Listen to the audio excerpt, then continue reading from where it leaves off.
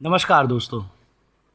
कई सालों तक साइंटिस्ट एक बड़ा सवाल पूछते रहे, क्या डायनासोर्स वार्म ब्लडेड थे जैसे बर्ड्स या कोल्ड ब्लडेड जैसे रेप्टाइल्स।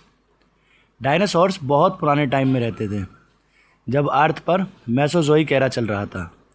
पहले साइंटिस्ट का मानना था कि डायनासोर्स स्लो और कोल्ड ब्लडेड रेप्टाइल्स थे, जो अपनी बॉडी को वार्म रखने के लिए सूरज की हीट पर डिपेंड करते थे। लेकिन बाद में जब साइंटिस्ट ने डायनासोर्स देखे तो उन्होंने देखा डायनासोर्स जैसे ट्राइनोसॉर्स रेक्स के बारे में स्टडी करना है, तो उन्हें पता चला कि फास्ट और पावरफुल हंटर्स थे ये। कुछ डायनासोर्स फॉसिल्स में फीदर्स भी मिले हैं जो बिल्कुल बर्ड्स की तरह है। आज के बर्ड्स जैसे चिकन एक्चुअली डायनासोर्स के डिसेंडेंट्स माने जाते हैं और बर्ड्स वार्म ब्लडेड होते हैं। साइंटिस्ट ने डायनासोर बोन्स की स्टडी की और पता चला कि उनकी ग्रोथ बहुत फास्ट होती है, जो यूजुअली वार्म ब्लडेड एनिमल्स में देखी जाती है। एक छोटा और इंटेलिजेंट डायनासोर मतलब उसका बॉडी ज़्यादा एनर्जी यूज़ करती है। कुछ साइंटिस्ट का मानना है कि डायनासोर्स न पूरी तरह वार्म ब्लडेड है और ना ही पूरी तरह कोल्ड ब्लडेड। इस आइडिया को मेसोथर्मी कहा जाता है, जिसमें एनिमल्स अपनी बॉडी टेम्परेचर को थोड़ा कंट्रोल कर सकते हैं। हो सकता है कि अलग अलग डायनासोर्स की बॉडी सिस्टम भी अलग अलग हो। आज कई साइंटिस्ट बिलीव करते हैं कि कुछ डायनासोर्स वार्म ब्लडेड थे, खासकर वो जो बाद में बर्ड्स में इवॉल्व हुए।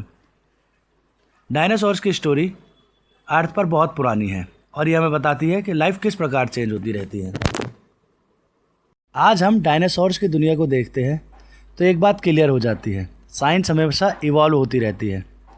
जी हाँ दोस्तों, आज के बर्ड्स जैसे चिकन्स, ईगल्स और स्पैरोस एक्चुअली डायनासोर्स के डिसेंट्स माने जाते हैं। इसका मतलब है कि डायनासोर्स और बर्ड्स के बीच एक डीप इवोल्यूशनरी लिंक है। कुछ एक्सपर्ट्स एक और इंटरेस्टिंग आइडिया देते हैं जिसे मेसोथर्मी कहा जाता है, जैसे हमने डिस्कस करा। इसका मतलब है कि डायनासोर शायद एक मिडल सिस्टम फॉलो करते थे, न पूरी तरह से रेप्टाइल्स की तरह कोल्ड ब्लडेड और ना ही बर्ड्स की तरह मैमल्स।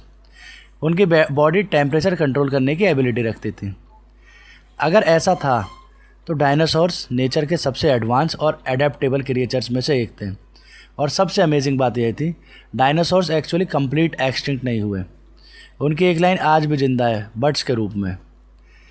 जब भी आप स्काई में किसी बर्ड को उड़ते हुए देखो तो याद रखिए वो एक तरह का लिविंग डायनासोर है।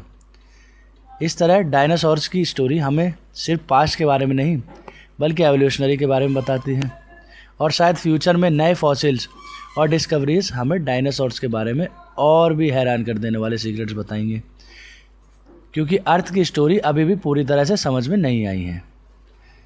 जी हाँ दोस्तों, नमस्कार। इसी के साथ टॉपिक होता है ख़त्म। मिलते हैं अपनी नेक्स्ट वीडियो में।